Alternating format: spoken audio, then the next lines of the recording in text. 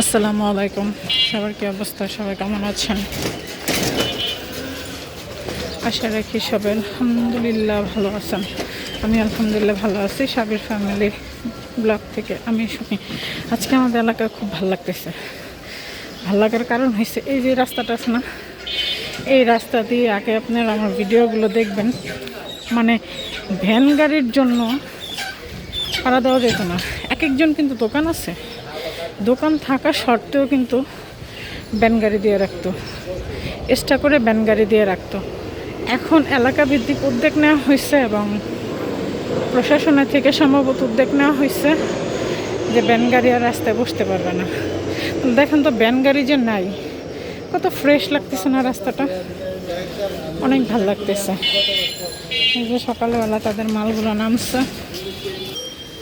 এইটা উদ্যোগটা যারা নিছে তাদেরকে অসংখ্য অসংখ্য ধন্যবাদ যে ভ্যান গাড়ি বসতে দেয় না।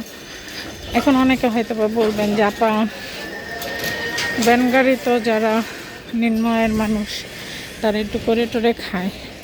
ভাই, ভ্যান গাড়ি করে টোরে খায়, কিন্তু যারা দোকান নিছে, যাদের একটা দোকান পিঠ ভাড়া আছে, ধরেন 3 লাখ 4 লাখ টাকা এক একজনে পিঠ ভাড়া নেয়, তাদের কিন্তু রিজিক মায়ের। ঠিক আছে, এটা খুব ভালো লাগছে। আইন আপনাকে মেনে চলতে হবে, আইন মেনে চললে দেশটা ভালো থাকবে। ডিসিপ্লিনের ভিতরে থাকলে দেশ ভালো থাকবে। আপনার প্রত্যেকটা জিনিসই দেখবেন একটা নিয়ম শৃঙ্খলা থাকে। এখন যেমন রাস্তাঘাট দেখতে খুব ভালো লাগতেছে, আর যখন ভ্যানগুলো থাকে তখন কিন্তু দেখতে ভালো লাগে না। কী গাছ যেন লাগাইছে আমার চাচা, এটা কী গাছ? জবা ফুল মনে হয়। মানে আস্তে আস্তে রাস্তা দিয়ে ছেলেকে স্কুলে দিয়ে আসলাম, আর আপনাদের সাথে কথা বলতে বলতে চলে আসলাম।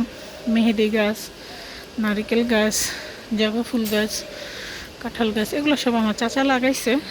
এইটা যে কি গাছ, এইটা গাছই চিনলাম না। এই গাছটা যদি কেউ চিনে থাকেন একটু বললেন তো ভাই বোনের, এটা কি গাছ? এই গাছটা চিনি না। যারা যারা আমার ভিডিওগুলো দেখেন আপনাদেরকে অসংখ্য অসংখ্য ধন্যবাদ। সবাই সাবির ফ্যামিলি ব্লগের পাশে থাকবেন, সাবির ফ্যামিলিকে সবাই সাবস্ক্রাইব করে দেবেন। সবাই ভালো থাকবেন, সুস্থ থাকবেন। আল্লাহ হাফেজ।